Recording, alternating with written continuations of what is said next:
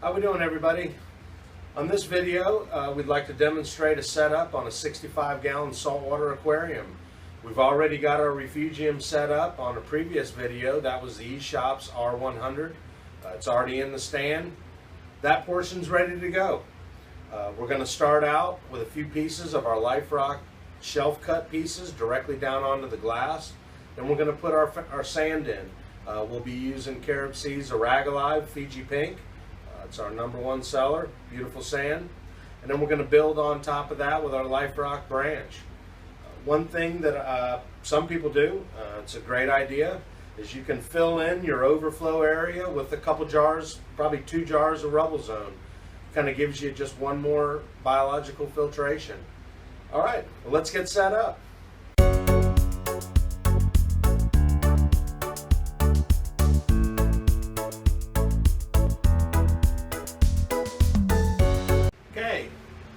We've got our 65-gallon tank in place, sumps hooked up, plumbing's ready to go. Now comes the fun part. Let's get it set up. First thing we're going to do is we're going to start out with a couple pieces of our Life Rock shelf cut. And what we're going to do is we're going to put the cut side flat down to the glass. And then we're going to pour the sand around the rocks. And there's a couple reasons for that. One, it's going to give our pile a lot better stability, because instead of having our rocks piled on top of the sand that can shift, it's going to be on top of the rock itself. Also, if you like to do gobies and pistol shrimp like I do, keeps the avalanches to a minimum. So let's get started.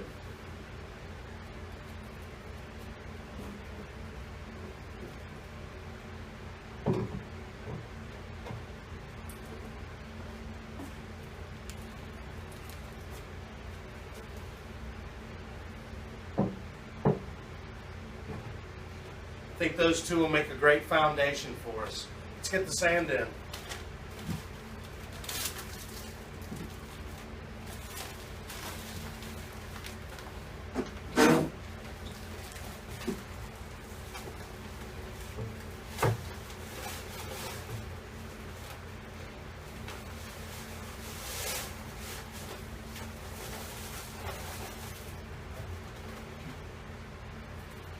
Don't forget to look for your clarifier packets. All our bags of Aragalive are going to come with this packet.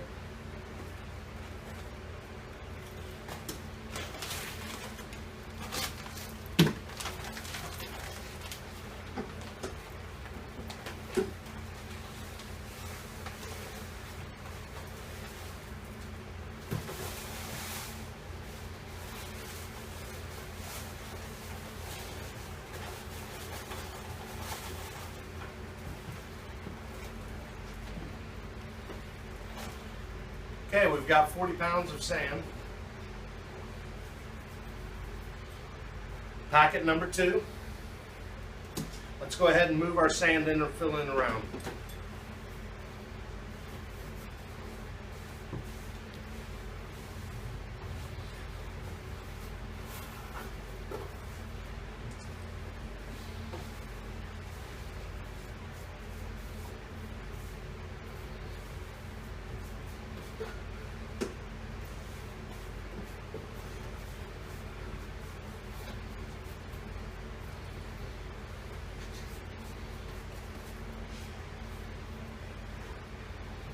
Okay, that's going to be a nice base for us. Let's go ahead and start putting in our branch rock.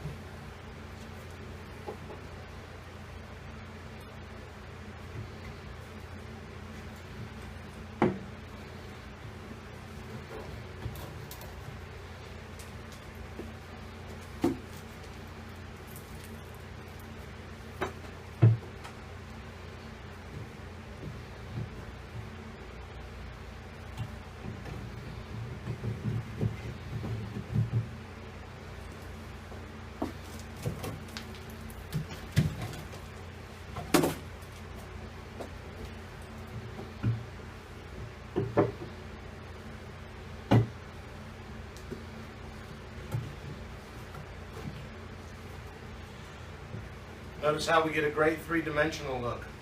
Instead of just having a big pile of rock that goes to the back of the tank, we can get pieces of rock going in all different directions.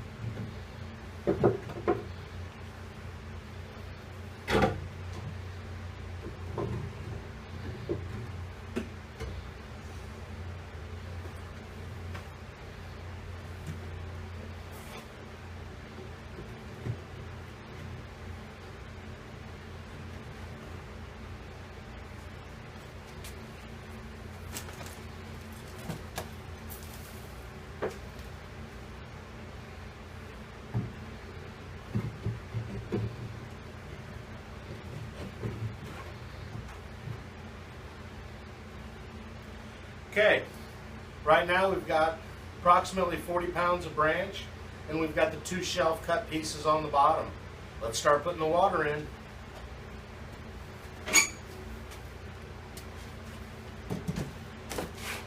Now remember, when you're putting your water in, let's go easy as we're pouring, okay?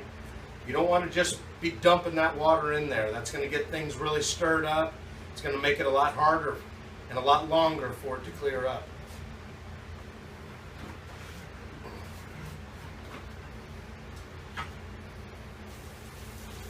That's why I like to go ahead and get the rock put in. That helps diffuse the water.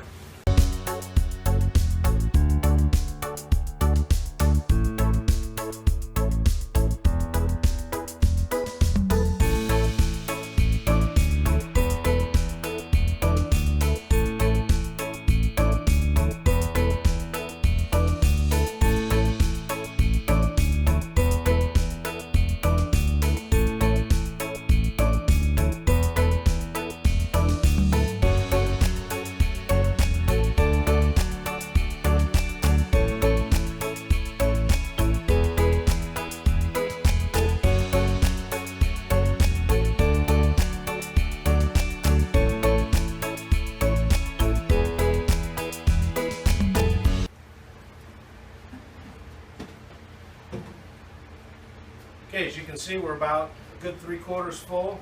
I'm going to go ahead and put in my power head.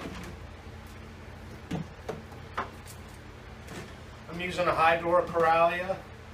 It's an 1150. There's no sense working in the water if we don't have to.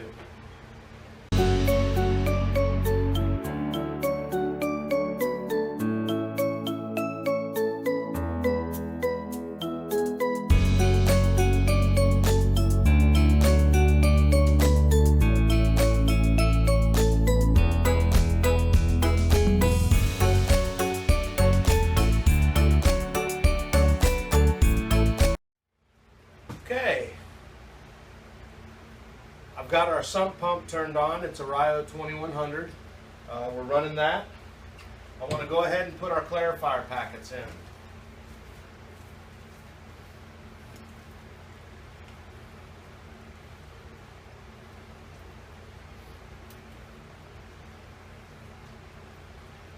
Basically, I want to empty those into the high flow areas.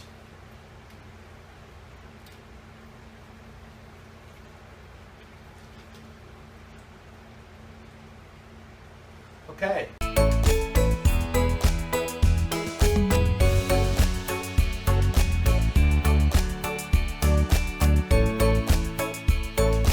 Okay, the clarifier's in. It's gonna take her an hour or two to clear up, and that's just fine. Time to get a big glass of iced tea. One thing we can do, one of the products that helps cycle our aquarium is Caribsea's Aquabiotic. We're going to go ahead and put a dose of this in. This is going to help give us a little more of a biological punch. It's 1 cap for every 10 gallons. So let's go 1, 2, 3, 4, 5, and 6. This is a 65-gallon aquarium. Obviously, we don't have 60 gallons of water in the top tank between sand and rock, but we have quite a bit of water down in our sump. Always better to go a little lighter on chemicals than extra. One of the great things is we used our life rock, and one of the beautiful things about that is we've actually infused this rock with a spored dormant bacteria. Once that rock becomes wet, like it is right now, it is going to begin to activate that bacteria. That is going to greatly reduce our cycle time. It's a great product. It's a lot cleaner than your real live rock, and we don't have to worry about pests like manna shrimp, starfish, crabs. So it's a great way to get a great biological kickstart without digging up more of the ocean. Okay, let's let this set and we'll take a look at it tomorrow.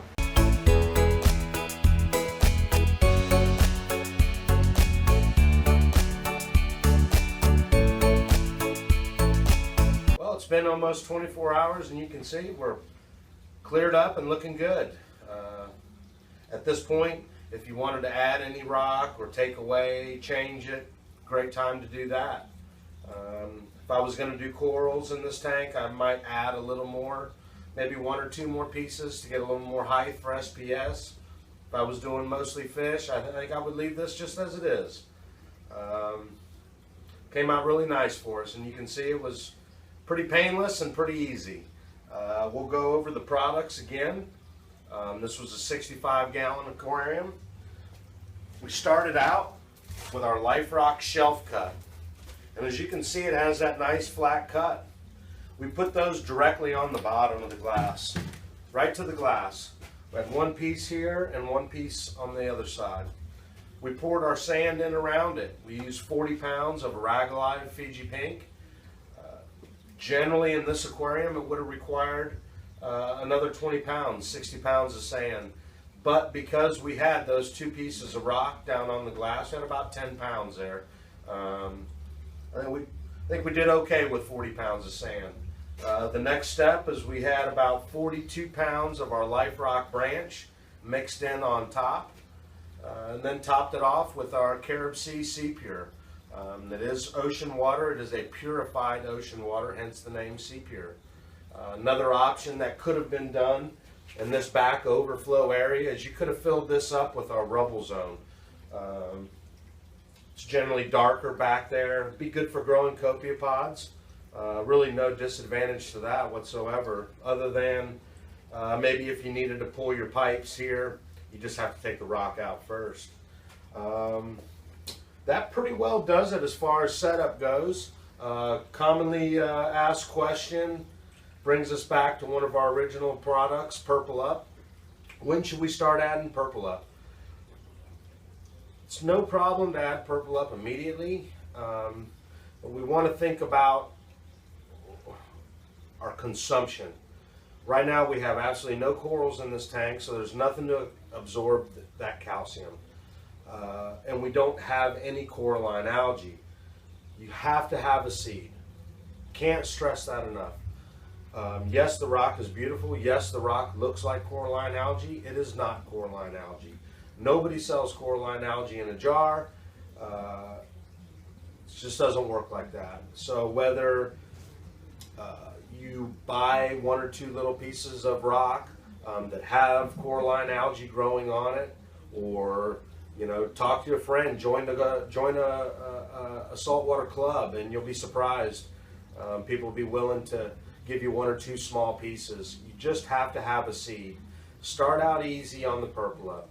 1 cap does 50 gallons. So in this 65-gallon aquarium, I probably would not put any Purple Up in until I had some type of a seed. That seed could be snail shells, hermit crab shells. You're going to notice all those shells have coralline algae growing on them. Once you have a seed, then we need to feed that seed. And I would probably start out just doing 1 cap once a week. And that would be a good start. Once you start seeing coralline algae, or you have some type of coral in there that would absorb the calcium, then you would bump that up. But definitely we would want to start out easy. We don't want to overuse Purple Up, or you are going to have an exceedingly high calcium level. So we don't want that. Alrighty. Well, thanks for watching along, and look forward to doing some more videos in the future.